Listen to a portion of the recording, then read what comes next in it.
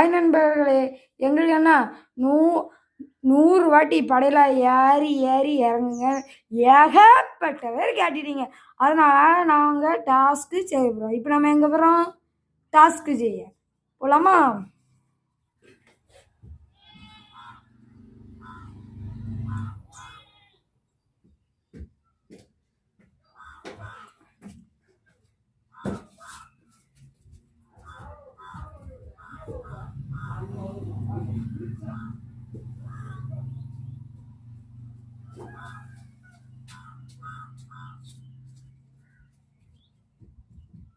இப்போ நாங்கள் 99வது படிக்கு லெவலுக்கு வந்துட்டோம். இப்போ இன்னும் ஒரு இதுதான் ஏறணும்.